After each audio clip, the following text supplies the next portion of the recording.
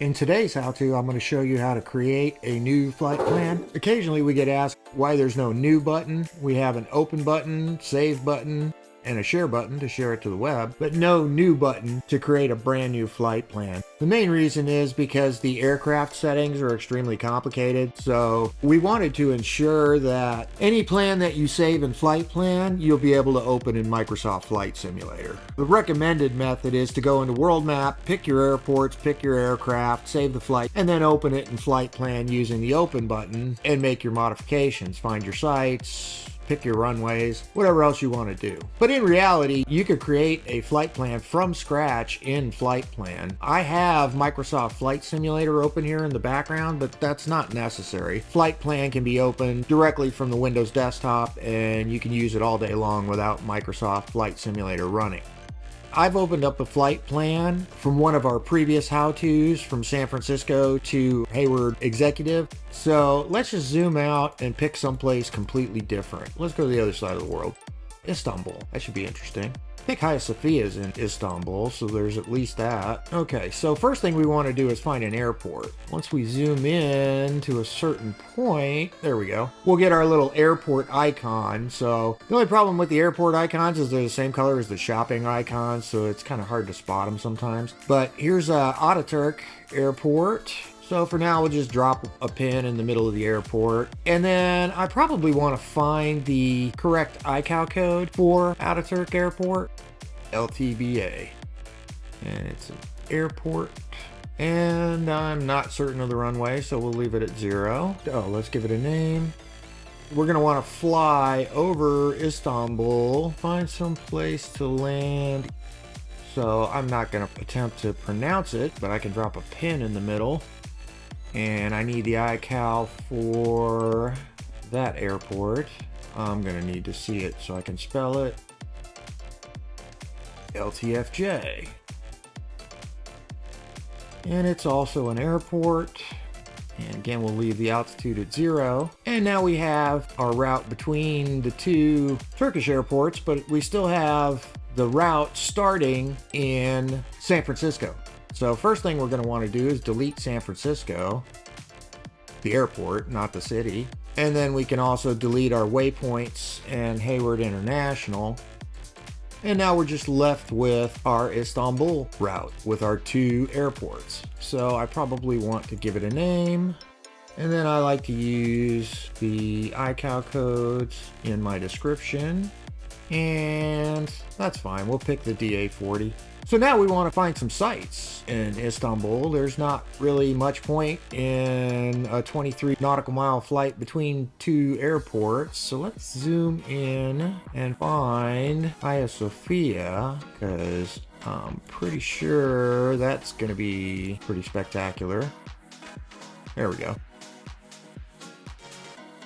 Let's see, I want to insert after Ataturk.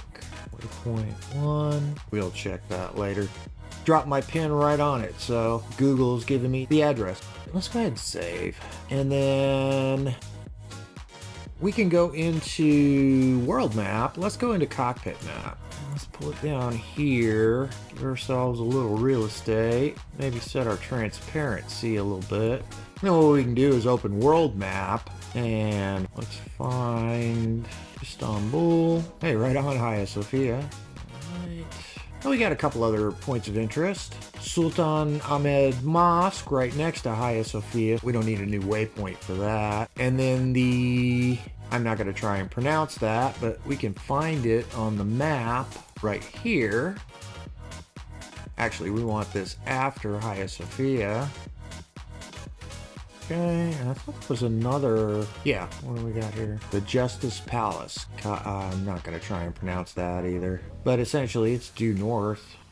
We've added a point by mistake. So it should be right in here somewhere.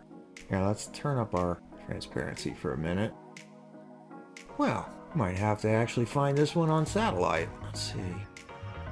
Definitely a distinct enough building.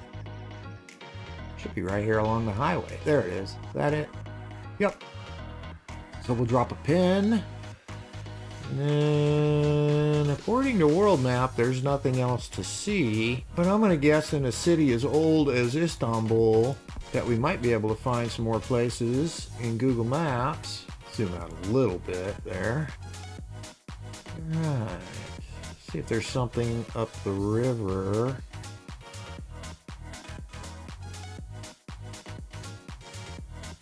There we go. That's what I expected to find. So it's an Anatolian fortress. So let's put a pin there. So that should be interesting. It looks like there's some other sites.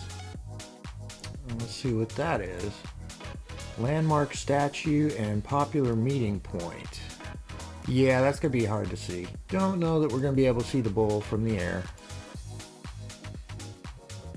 Oh, wow. It's another mosque. Oh, what's this? 67-meter Byzantine tower and restaurant. Okay. Yeah, well, we'll see if that's how that renders.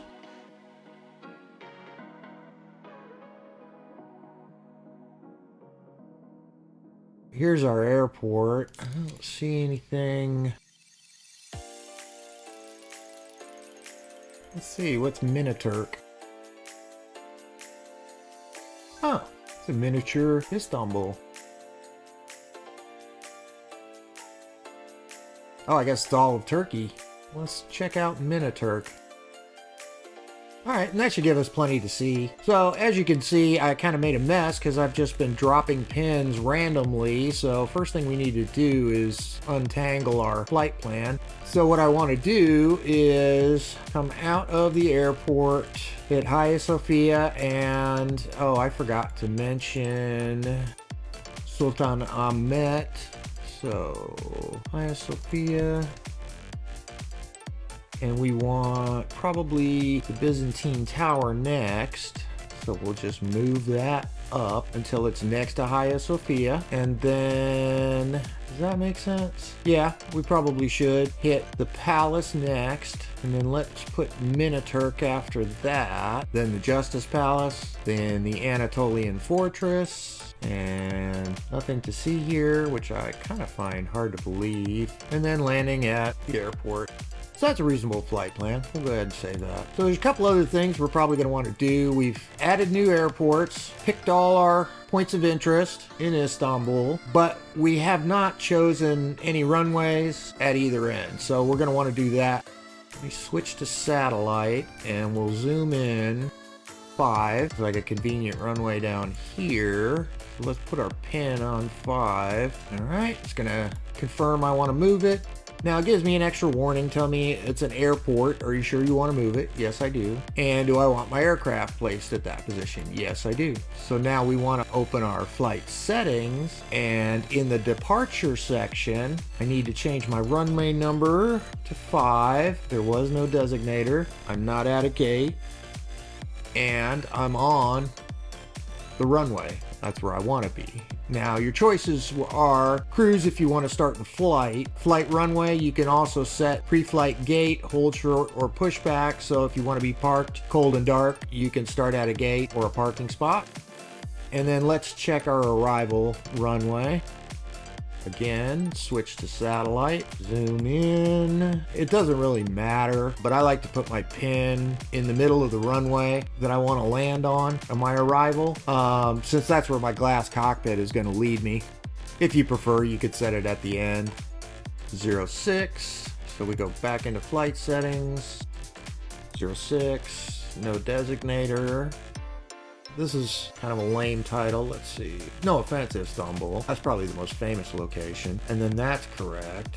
We can also set our ATC flight plan if we want to. So copy my description over. Now, typically, I don't get fancy with the titles on the ATC flight plan. And it could be IFR, but it's not. And I could set my cruising altitude to something. Now, flight plan will take care of your departure ID and your destination ID. You can see it's already been updated from the original San Francisco International and Hayward Executive with the corrected latitude and longitude and ICAO codes. Now, your departure position is actually your runway, so I might want to set that. For a VFR flight, there's really no advantage to doing that.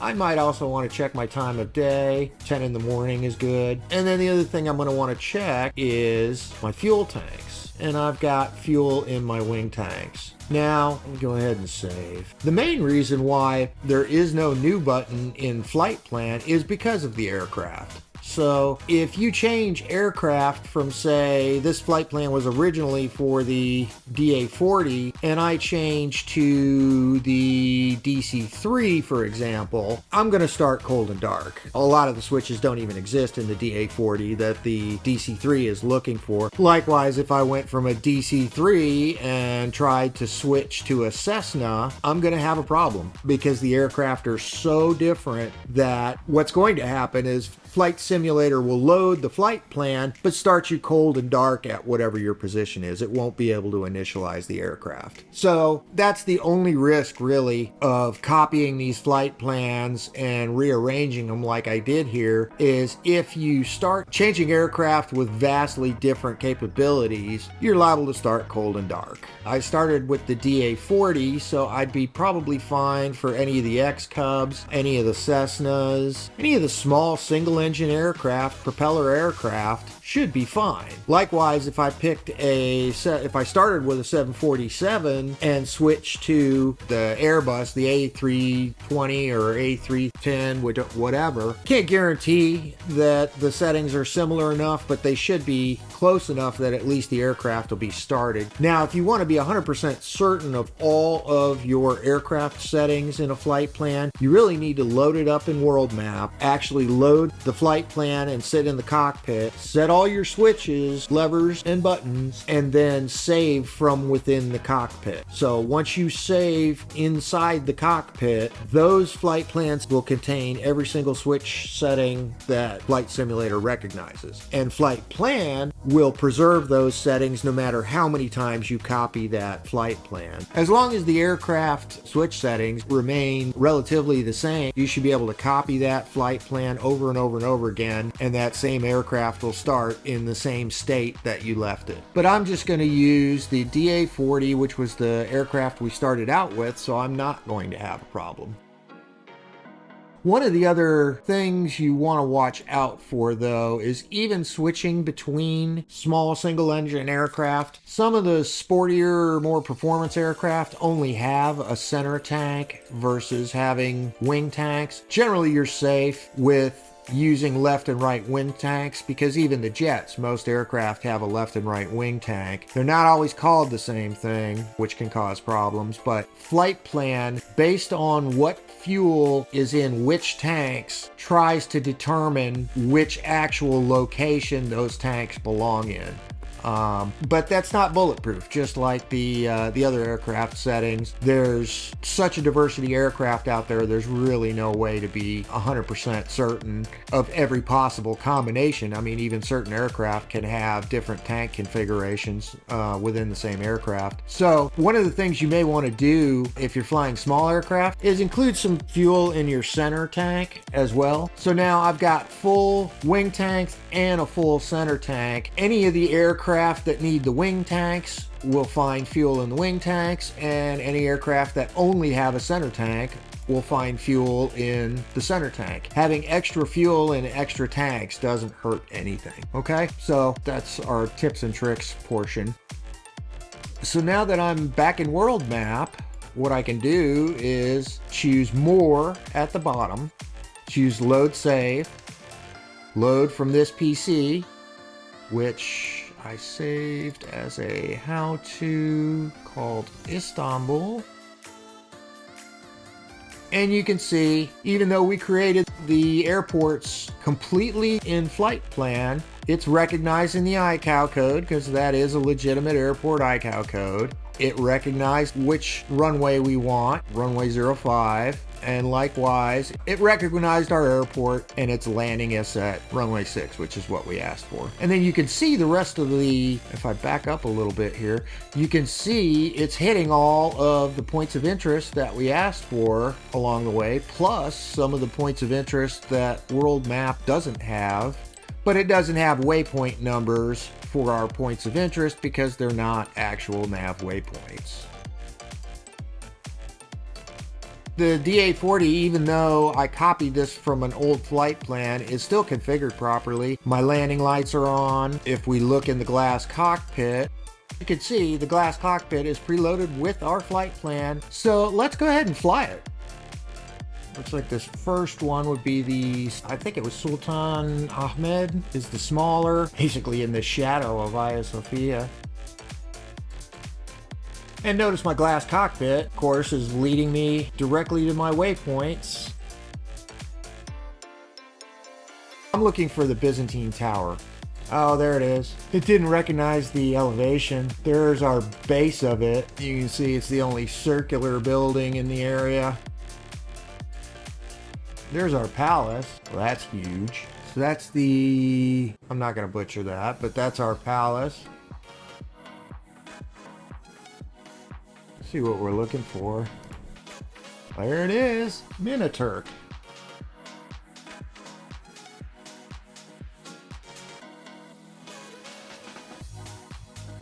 You can see the square on the ground, but there's our Anatolia Fortress.